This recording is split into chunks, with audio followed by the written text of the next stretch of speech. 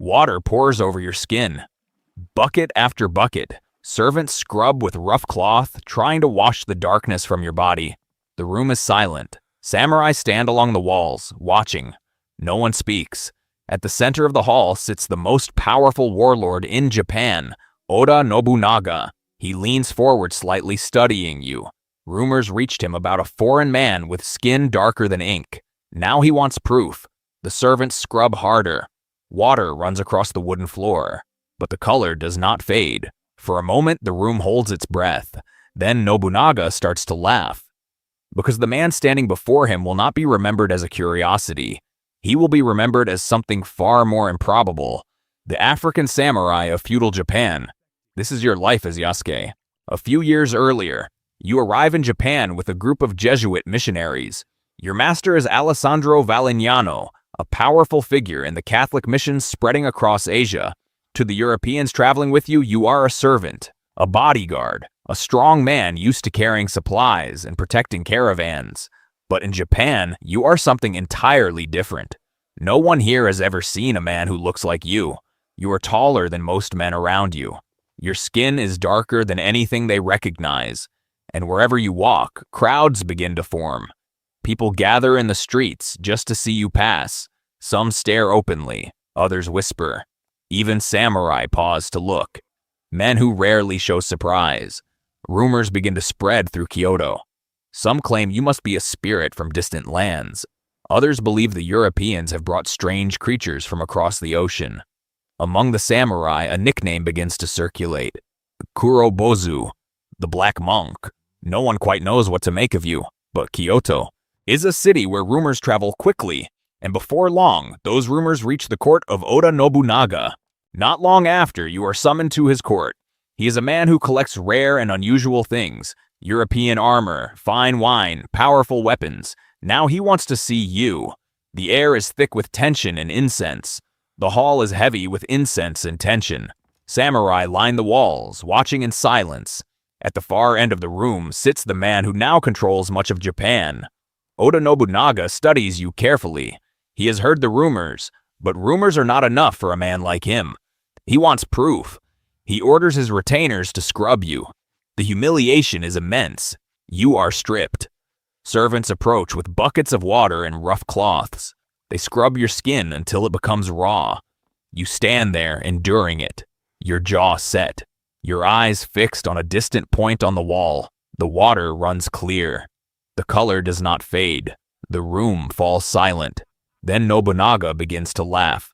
A loud, booming laugh that echoes through the hall. It is not mockery. It is delight.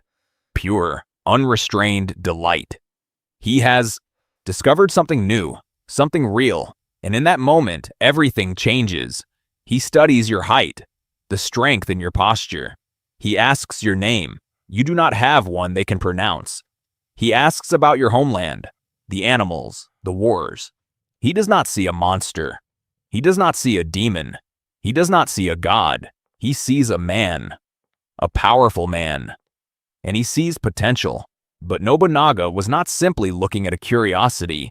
He was looking for something far more valuable, something almost no one in his court could truly offer. Absolute loyalty.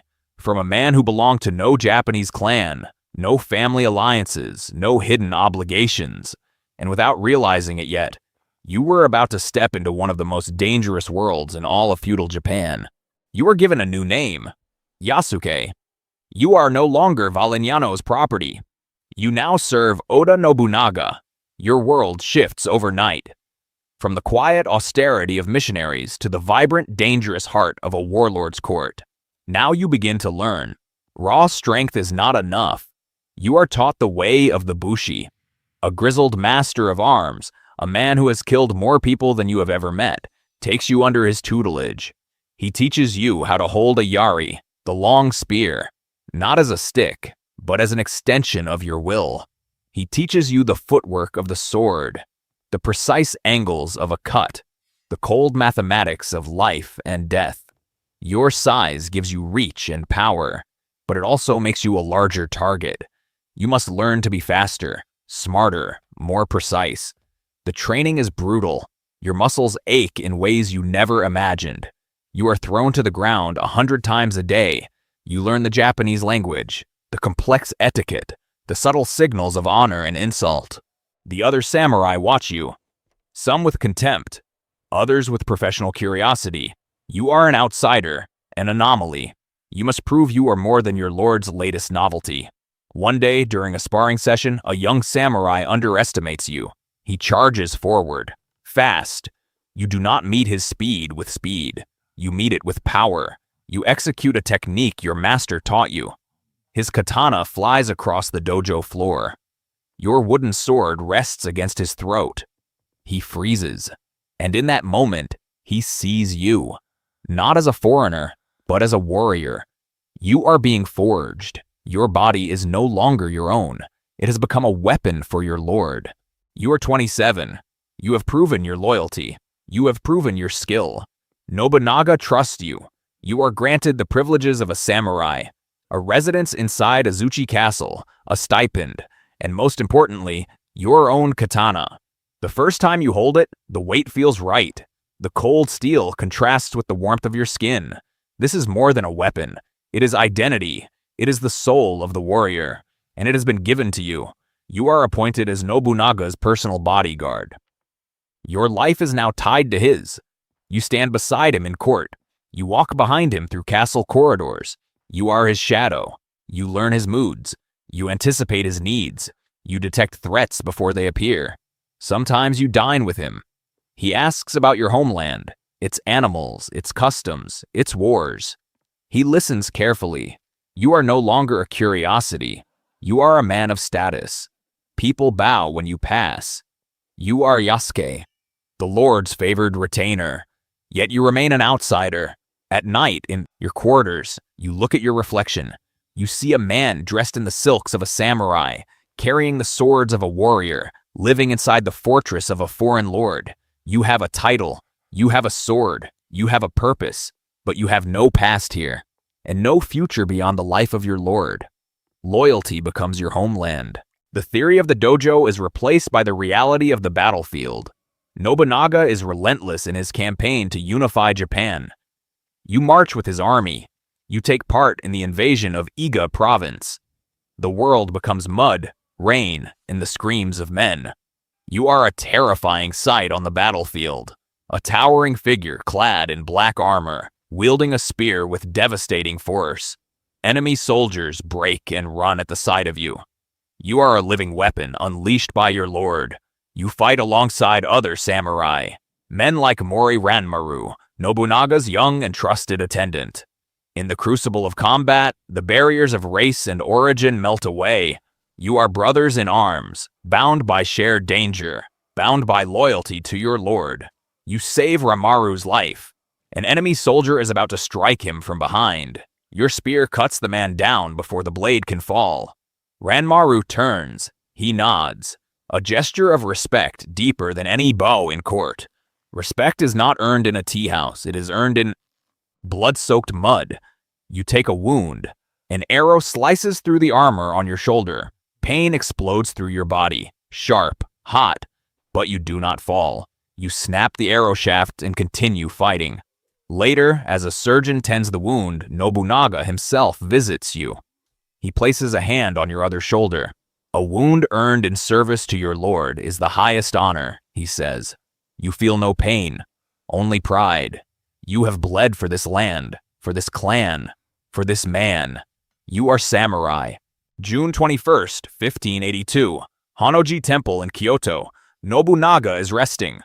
Only a small contingent of his inner circle surrounds him, including you. The night is quiet. Then chaos erupts. Shouts, shouts, clashing steel, the crackle of fire. The temple is surrounded. This is no random attack. It is an army, a familiar army. The banners bear the crest of Akechi Mitsuhide, one of Nobunaga's most trusted generals. It is betrayal. You grab your spear and rush to your lord's side. The temple burns. Smoke fills your lungs. Embers fall like angry stars. You, Ranmaru, and a handful of others form a desperate line of defense. You fight like a cornered lion. Your size and strength hold back wave after wave of attackers. You kill one, then another, then another. You are fighting for more than your life. You are fighting for your entire world. If Nobunaga falls, everything you have become falls with him. But there are too many. Ramaru falls. The others fall. Nobunaga, wounded and seeing the end, retreats into the burning heart of the temple. He commits seppuku, denying his enemy his head. Your purpose was to protect your lord, to die for him. He is dead, and you are still alive. You have failed. The world burns to ash around you. You fight on, a whirlwind of grief and rage. You fight until you are overwhelmed. You are captured, disarmed, dragged before Akechi Mitsuhide. You are no longer Yasuke the samurai. You are a trophy, a curiosity from the fallen lord's collection. Akechi's men stare at you with contempt. The black beast. One of them sneers. Akechi studies you. Your armor is charred. Your body covered in soot and blood. His face remains unreadable. His advisors argue over your fate. Some demand your execution. Akechi raises a hand. The black man is an animal, he declares. He is not Japanese. He does not understand honor. He does not understand reason. He is not worthy of a warrior's death. Send him back to the barbarians from where he came. It is the ultimate insult. He refuses to recognize you as a samurai. You are stripped of your armor. Your katana is taken. You are handed back to the Jesuits. Your journey has come full circle. You left them as a servant. You return. As a broken warrior, history grows quiet. Your name fades from the chronicles of great clans. You become a ghost, haunting your own life. You live once again with the Jesuits. You wear their plain robes. But beneath them, your body is a map of scars. Scars from battles they will never understand. You attend their prayers, but the chants are drowned out by memories of war drums, the clash of steel, the roar of battle. You belong to neither world. To the Japanese, you are the foreigner who lost his master. To the Europeans, you are the man who went native. Sometimes, in the quiet of night, you practice your kata, sword forms, with nothing more than a wooden stick. Your muscles remember. Your body remembers, even if your new life demands you forget. Your hand remembers the weight of a blade. You look at your hands. The same hands that once carried a spear for the most powerful man in Japan now hold a rosary. You are no longer Yasuke the samurai. You are no longer the man you were before arriving on this island. You are a memory, a story that should never have existed. Centuries pass. Your story becomes a footnote, then a legend, then a rediscovery. You were an anomaly, a black man who became a samurai in feudal Japan. But you were never just a curiosity. You earned your place through discipline, through loyalty, through blood. You proved that the spirit of Ibushi was never about birth or skin color. It was always about will. Your life was not defined by where you came from, nor by the color that first made you stand out. Your life was defined by the lord you served, the sword you carried, and the name you were given, Yasuke, a man forged in the fires of one world, who became a warrior in another, an identity shaped not by birth, but by action. And that is a story that can never be erased. If you enjoy stories like this, stories that reveal what it was actually like to live through the most intense and dangerous moments of the past, consider subscribing to the channel. Because the better you understand the patterns that appear again and again throughout history, the easier it becomes to recognize them in the world we live in today.